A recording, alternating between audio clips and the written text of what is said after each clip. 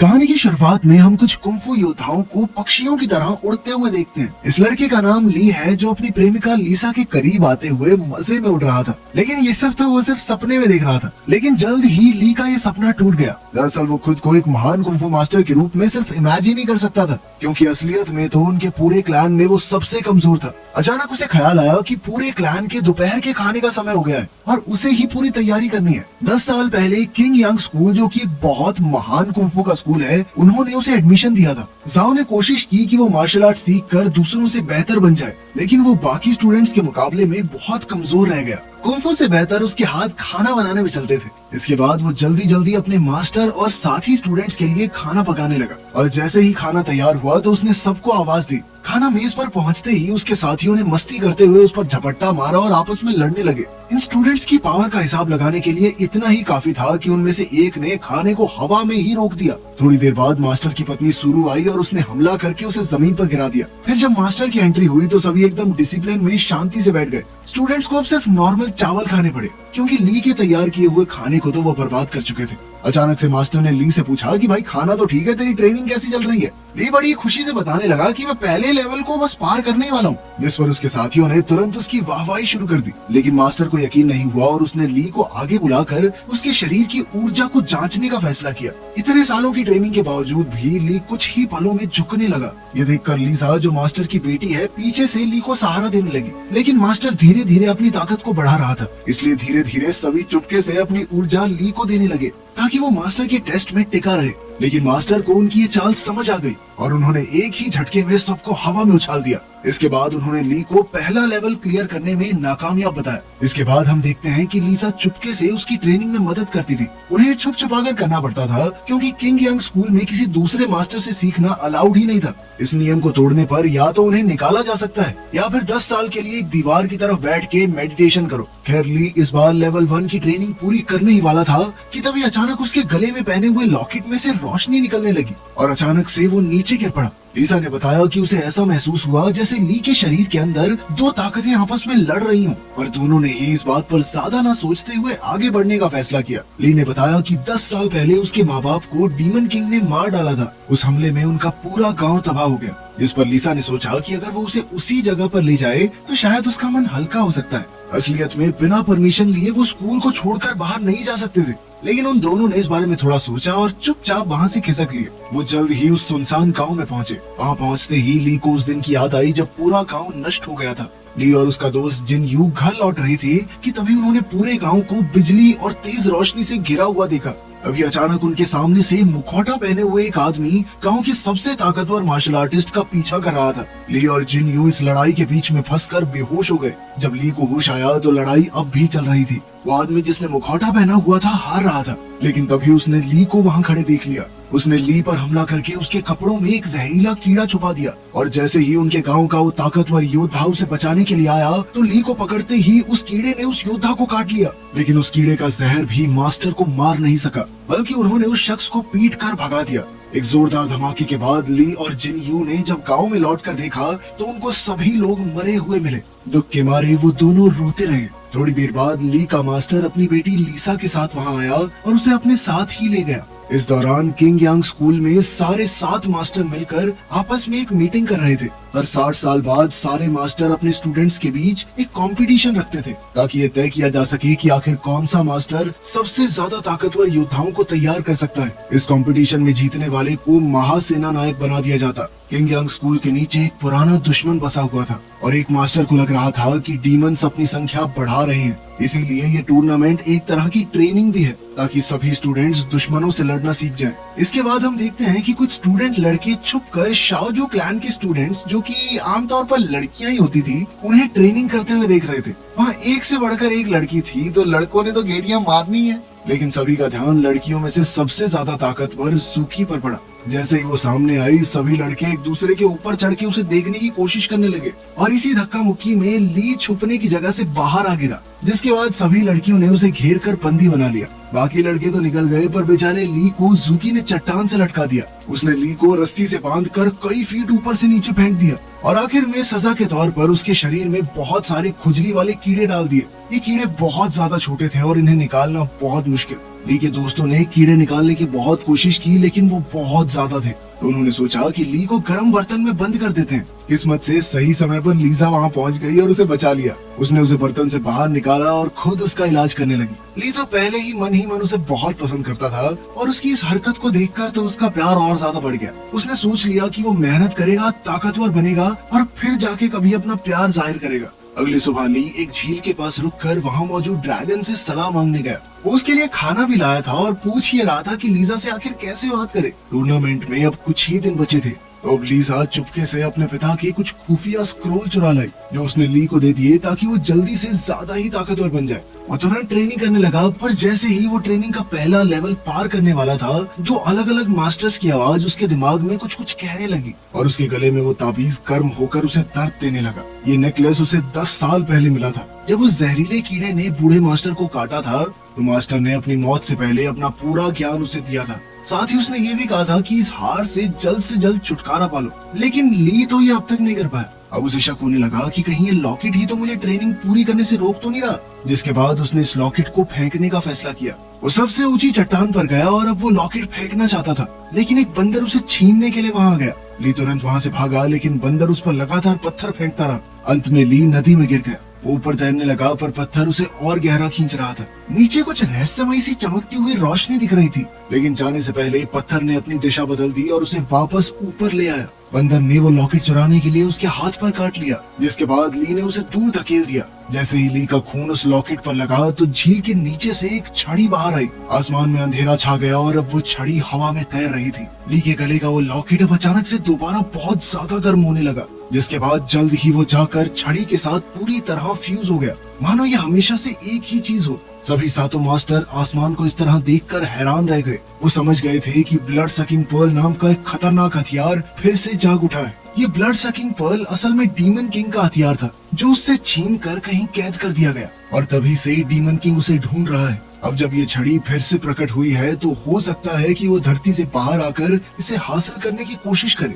इसके बाद छड़ी अचानक से ली के पास चली गई। उसने बंदर को बचाया और वहाँ से जाने ही वाला था कि तभी मुखौटा पहने हुए एक औरत आई और छड़ी छीनने की कोशिश करने लगी। ली को ज्यादा लड़ना तो नहीं आता था, लेकिन वो उस लड़की को जैसे तैसे संभालता रहा, जब तक सूकी और लीसा ने वहाँ पहुंचकर उस अजनबी को भगा नहीं दिया।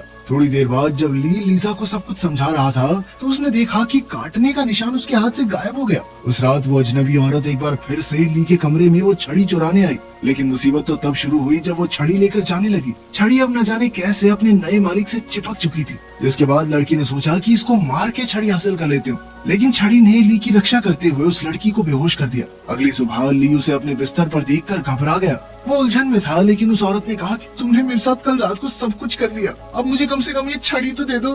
ली उसकी बातों में आकर वो छड़ी देना चाहता था, पर छड़ी हर बार उसके पास वापस आ जाती। परेशान होकर वो लड़की बिना कुछ बोले वहाँ से निकल गई। जल्द ही हमें पता चला कि वो छड़ी तो ली से बात भी कर सकती थी। अगले दिन दूसरे मास्टर्स के स्टूडेंट्स भी स्कूल में पहुँच गए और अब टूर्नामेंट जल्द ही शुरू होगा। उनमें से एक ली का पुराना दोस्त था, जो एक दूसरे मास्टर के पास ट्रेनिंग करके एक बहुत ताकतवर योद्धा बन चुका था। जब उसे पता चला कि 10 साल बाद भी ली ट्रेनिंग का पहला पड़ाव पार नहीं कर पाया, तो वो कहने लगा कि भाई तेरा मास्टर ही बेकार है, उसने तुझे ठीक से सिखाया ही नहीं होगा। एक दिन ली अपना कुछ काम कर रहा था, जब उसने याओ को फूलों के खेत में देखा। वो चिल्लाकर उससे बोला कि फूल मत तोड़ना, उनको दर्द होगा, ठीक है। अभी अचानक बहुत से घुड़सवार योद्धा वहाँ पहुँच गए। लड़की ने ली को गिराकर उसे चुप रहने को कहा, और जब वो नहीं रुका तो उसे चूम लिया। उनके जाने के बाद याओ उसके आसपास छड़ी ढूंढने लगी, और ली ने कहा कि मैं तो उसे घर छोड़ के आया हूँ। जिसके बाद उसने ली को चांटा दिया और वहाँ से चली गई। लेकिन छड़ी अपने आप ही ली को बचाने के लिए उसके पास आकर खड़ी हो गई थी। बाद में जब ली अपना काम करके स्कूल में वापस पहुँचा,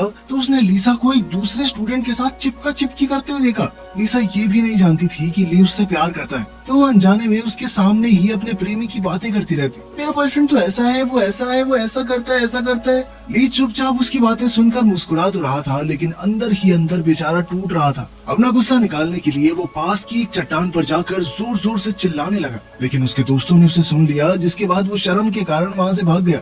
भागते हुए उसे कुछ लोग उसका पीछा करते दिखे। तभी याओ उससे मिली।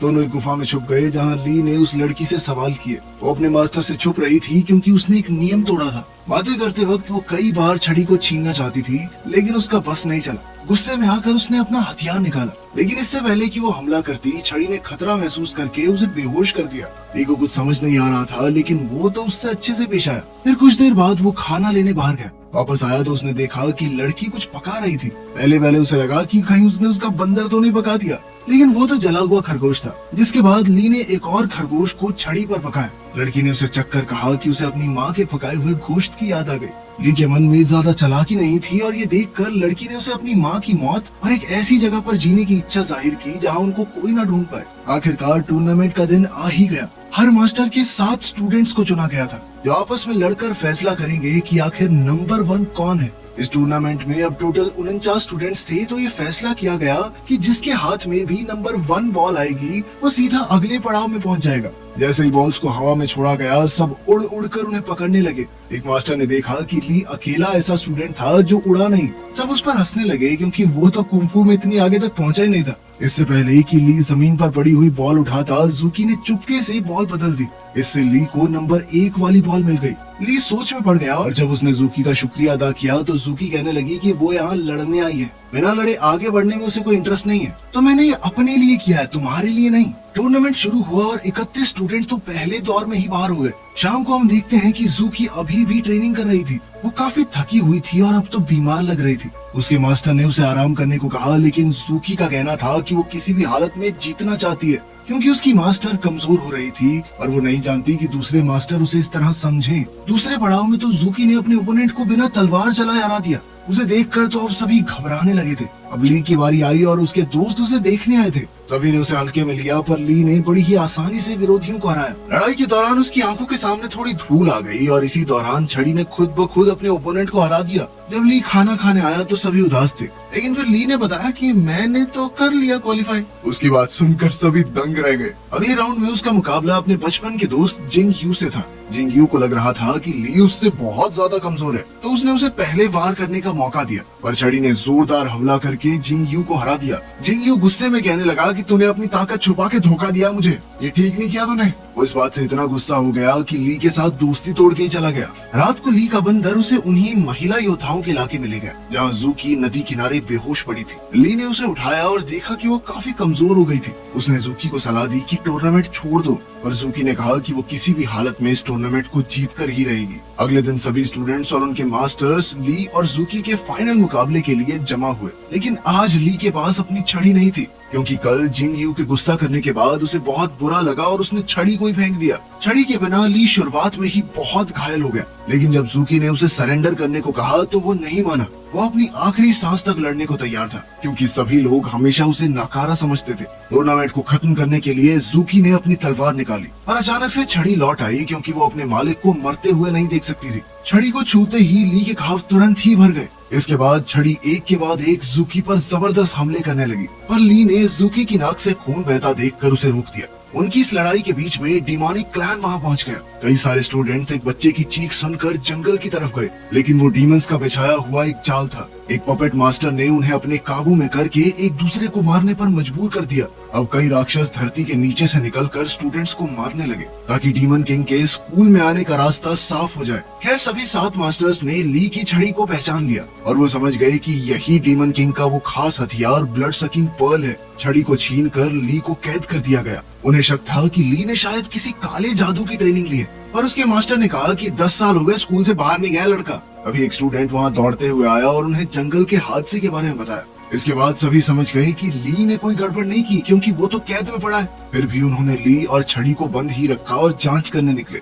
यह मौका देखकर ली को छुड़ाने के लिए पहुंची, लेकिन वो वहाँ से भागने नहीं चाहता था, क्योंकि उसे डर था कि अगर वो भागा तो सारा इल्जाम उसके ऊपर आ जाएगा। लेकिन फिर याओ को उसे बेहोश करके वहाँ से ले जाना पड़ा। छड़ी ली को बचाने के लिए सामने आई तो याओ ने उसे समझाया कि मैं तेरे मास्टर को कुछ नहीं कर रही, मैं तो उसे बचाने आई हूँ। जिसके बाद छड़ी भी याओ की मदद करने लगी, लेकिन याओ झूठ बोल रही थी और वो उसे अपने पिता के पास ले गई, जो डीमन मास्टर निकला। डीमन मास्टर ने ली को देखते ही हमला किया, लेकिन याओ ने बीच में आकर अपने पिता का मुकाबला किया। वो चाहती थी कि उसके पिता ली को सिखाएं, ना कि मार डालें। उसने ली को बचाने की कोशिश तो की, लेकिन वो अपने पिता की शक्ति के सामने ज्यादा देर टिक नहीं पाई।